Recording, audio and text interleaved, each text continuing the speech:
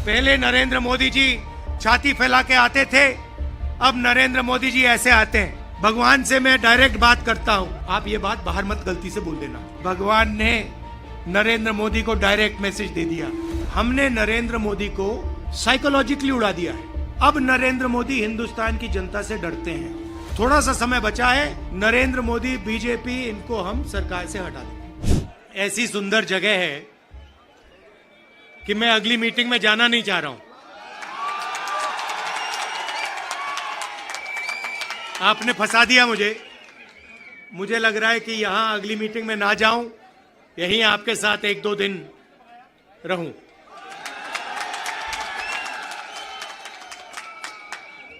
आप सबका यहां दिल से स्वागत करता हूं। आपसे मैं 2-3 चीजें कहना चाहता हूं। सबसे पहले आपने देखा होगा कि पूरे देश में बीजेपी के लोग, आरएसएस के लोग नफरत फैला रहे हैं, हिंसा फैला रहे हैं, डर फैला रहे हैं। तो लड़ाई 2 विचारधाराओं के बीच में है। एक तरफ नफरत, हिंसा, डर, दूसरी तरफ मोहब्बत, रिस्पेक्ट, इज्जत। आपने देखा होगा कन्याकुमारी से कश्मीर 4000 किलोमीटर हम चले और हमने बीजेपी के खिलाफ नारा दिया, नफरत के बाजार में मोहब्बत की दुकान खोलनी है। उनका काम नफरत फैलाने का है, हमारा काम मोहब्बत फैलाने का है। वो तोड़ते हैं, हम जोड़ते हैं। और अंत में नफरत की काट मोहब्बत से ही होती है। आप सब जानते हो, नफरत को नफरत से नहीं काटा जा सकता है, नफरत को मोहब्बत से ही काटा जा सकता है, हराया जा सकता है। और आपने इस चुनाव में देखा होगा, पहले नरेंद्र मोदी जी छाती फैला के आते थे, अब नरेंद्र मोदी जी ऐसे आते हैं। पहले बड़े बड़े भाषण करते थे, इस बार पार्लियामेंट में घुसने से पहले उन्होंने अपने सिर पर कॉन्स्टिट्यूशन को रखा, फिर गए अंदर। भाइयों और बहनों, पहली बार हिंदुस्तान के इतिहास में पहली बार स्टेटहुड छीना गया है। यूनियन टेरिटरी को पहले यूनियन टेरिटरी को स्टेट बनाया गया था। स्टेट को बांटकर 2 स्टेट बनाए गए। तेलंगाना बना, छत्तीसगढ़ बना, उत्तराखंड बना, अरुणाचल को स्टेट बनाया गया। मगर पहली बार हिंदुस्तान के किसी स्टेट को रद्द करके लोगों का जो हक है वो छीना गया। पहली बार हुआ है। ऐसे हिंदुस्तान के इतिहास में, मॉडर्न इंडिया में यह काम पहले कभी नहीं किया गया है। तो सबसे पहले जम्मू कश्मीर को जो स्टेटहुड है वो वापस देना है। क्योंकि आपका सिर्फ स्टेट नहीं छीना गया, आपके अधिकार, आपका धन, सारा का सारा आपसे छीना जा रहा है। 1947 में हमने राजाओं को हटाकर लोकतांत्रिक सरकार बनाई, हमने देश को कॉन्स्टिट्यूशन दिया। आज जम्मू कश्मीर में राजा बैठा हुआ है, उसका नाम एलजी है, मगर वो है राजा। और जो आपका धन है आपसे छीना जा रहा है, बाहर के लोगों को दिया जा रहा है। चाहे वो आपके कॉन्ट्रैक्ट्स हो, सारा का सारा फायदा बाहर के लोगों को मिल रहा है और जम्मू कश्मीर के लोगों से छीना जा रहा है। तो हमारा पहला कदम जम्मू कश्मीर को स्टेटहुड वापस देने का होगा। हम चाहते थे हम चाहते थे कि चुनाव से पहले आपको स्टेटहुड मिले और स्टेट बनने के बाद चुनाव हो। बीजेपी ये नहीं चाहती है और उन्होंने कहा है कि पहले चुनाव होगा और उसके बाद स्टेटहुड की बात होगी। और हम कह रहे हैं कुछ भी होगा, जम्मू कश्मीर के लोगों को स्टेटहुड हम दिलवाएंगे। बीजेपी चाहे ना चाहे, इंडिया गठबंधन इतना दबाव डालेगी कि जम्मू कश्मीर के लोगों को स्टेटहुड देना ही होगा।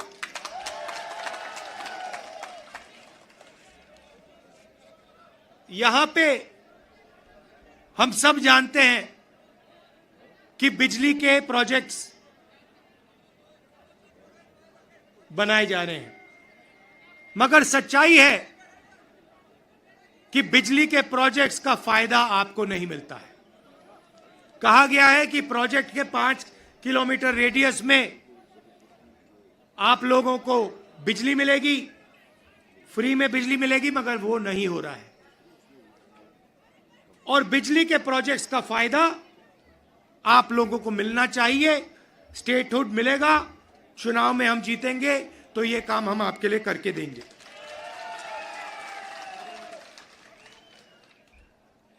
आप देश के लोगों को बिजली दे रहे हो और आपके जेब में से बिजली का पैसा लिया जा रहा है, छीना जा रहा है, ज्यादा रेट देते हो आप।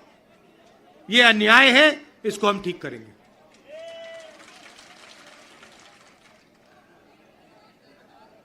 भाइयों और बहनों, पूरे देश में नरेंद्र मोदी जी ने बेरोजगारी फैलाई है। पता नहीं आपने अदानी जी का नाम सुना है? सुना है? हां, मोदी जी के मित्र हैं। पार्लियामेंट में मुझे कहा, आप देखिए, पार्लियामेंट में मुझे कहा कि पार्लियामेंट में मैं अदानी और अंबानी का नाम नहीं ले सकता। तो मैंने कहा ठीक है, नाम नहीं ले सकता तो कुछ तो कहना पड़ेगा। तो A1 A2 नाम दिया मैंने उनको।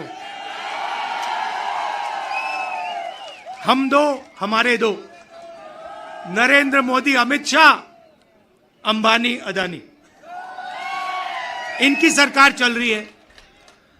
और अगर कोई छोटा काम करता है, मजदूरी करता है, छोटा बिजनेस चलाता है, होटल चलाता है, टूरिज्म का बिजनेस चलाता है, तो उसके लिए नरेंद्र मोदी जी GST लाते हैं, नोटबंदी कराते हैं और बैंक के दरवाजे बंद कर देते हैं। और पूरी की पूरी सरकार इन 2 अरबपतियों के लिए चलाई जा रही है। ये मैं आपको कहता हूं कि अगर आप देखेंगे तो ये जो आपसे स्टेटहुड छीना गया है, इसका भी लक्ष्य उन्हीं 2 अरबपतियों की मदद करने का है। और जम्मू कश्मीर के जो लोग हैं, जो व्यापारी हैं, जो इस प्रदेश को, इस देश को रोजगार देते हैं, चाहे वो टूरिज्म की बात हो, हैंडीक्राफ्ट की बात हो, उन सब को ये दबा कर रखते हैं। जो हालत देश में है उससे खराब हालत जम्मू कश्मीर में है। देश से ज्यादा बेरोजगारी यहां जम्मू कश्मीर में। और ये उल्टी सीधी बात करते हैं। कभी नरेंद्र मोदी समुद्र के नीचे चले जाते हैं, कभी हवाई जहाज में उड़ते हैं, कभी किसी नेता से गले लग जाते हैं, मगर बेरोजगारी के बारे में इन्होंने कुछ नहीं किया है। तो यहां हमारे एक युवा नेता हैं, एक बात मानकर चलो, यहां पर कांग्रेस पार्टी की अलायंस की सरकार आ रही है। ये निश्चित है, ये होने जा रहा है। और हमारा पहला काम, हमने नेशनल मैनिफेस्टो में कहा और मैं यहां भी कह रहा हूं, जो भी सरकारी वैकेंसीज हैं उनको हम भरेंगे और एज को हम 40 साल तक एक्सटेंड कर देंगे। जो डेली वेज का काम करते हैं उनको हम रेगुलराइज करेंगे, परमानेंट करेंगे और उनकी जो आमदनी है उसको हम बढ़ाएंगे। मगर हमारा लक्ष्य होगा कि हम सबको लेकर एक साथ मिलकर जम्मू कश्मीर की सरकार चलाएं, सबकी रिस्पेक्ट हो, सबको एक साथ लेकर हम चलें। और जैसे मैंने देश में वहां बाकी देश में कहा, भारत जोड़ो यात्रा में हर स्टेट में कहा, नफरत को मिटाना है। जहां भी ये नफरत की दुकान खोलेंगे, जहां भी ये नफरत फैलाएंगे, वहां हम मोहब्बत की दुकान खोलेंगे। आखिरी बात मैं आपसे कहना चाहता हूं, इतनी सुंदर जगह है, चुनाव के बाद मुझे यहां आना पड़ेगा। और ये जो आपने वकार जी कर्रा साहब, ये आपने जो मेरा 45 मिनट का प्रोग्राम यहां बनाया है, यह आपने मुझे ठग लिया। यहां पे कम से कम 1 दिन, 2 दिन, 3 दिन का प्रोग्राम बनना चाहिए। मुझे ऐसी जगह देखने को नहीं मिलती है, ऐसे प्यारे लोग। कम से कम यहां मुझे 2-3 दिन के लिए लाइए और यहां घुमाइए।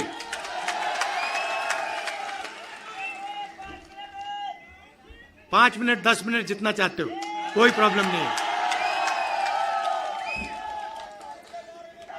हाँ, तो आपने देखा होगा, पहले कहा कि नरेंद्र मोदी को, बीजेपी को कोई हरा नहीं सकता। नरेंद्र मोदी जी कहते हैं, भैया मेरी डायरेक्ट लाइन है, भगवान से मैं डायरेक्ट बात करता हूं। और वो भी देश की मीडिया को बोल रहे हैं। अगर कांग्रेस पार्टी का कोई आए मेरे पास, जैसे कर्रा साहब आए या वकार आए और कहें कि भैया मैं डायरेक्टली भगवान से बात करता हूं, मैं उन्हें कहूंगा भैया ऐसे करो, आप ये बात बाहर मत गलती से बोल देना, नुकसान हो जाएगा, लोग पता नहीं क्या कहेंगे। मगर नहीं, देश का प्रधानमंत्री जा सकता है, कह सकता है भैया मैं नॉन बायोलॉजिकल हूं, बाकी हिंदुस्तान बायोलॉजिकल है, बाकी हिंदुस्तान बायोलॉजिकली पैदा हुए, मैं नॉन बायोलॉजिकल हूं, मैं डायरेक्ट भगवान से बात करता हूं।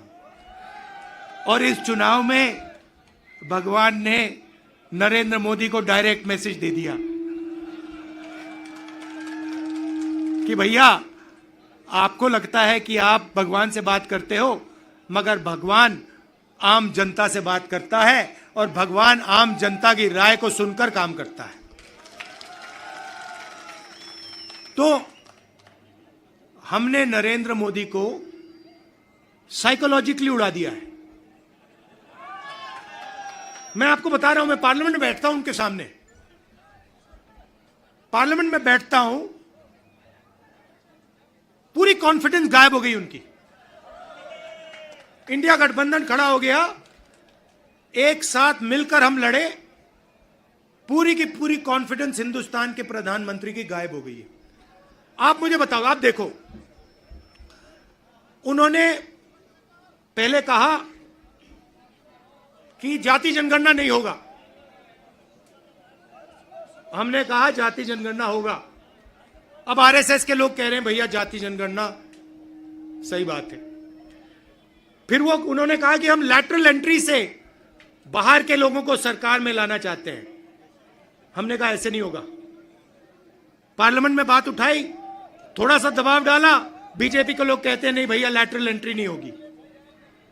तो अब एक बात समझ लो, अब नरेंद्र मोदी हिंदुस्तान की जनता से डरते हैं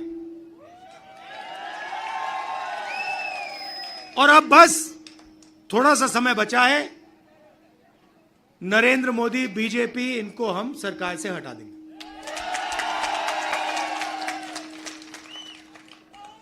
मगर हम चाहते हैं कि देश में भाईचारा हो, सबकी रिस्पेक्ट हो, एक दूसरे के साथ इज्जत से बात हो।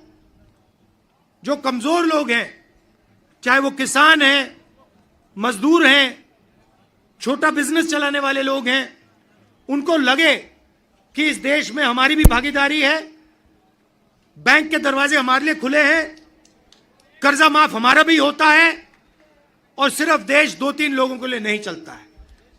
ये हम चाहते हैं और यही काम हम जम्मू कश्मीर में शुरू करेंगे।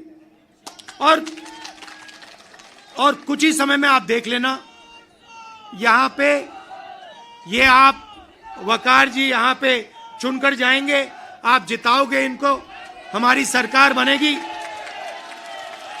और ये आपके लिए पूरे दिल से दम लगाकर आपके लिए काम करेंगे। वकार जी, ये आप मुझे एक वायदा करो कि यहां पे आप मुझे 1-2 दिन के लिए लाओगे और यहां के लोगों से मतलब अच्छी तरह, जैसे ऐसे नहीं मगर अच्छी तरह मिलाओगे। गूल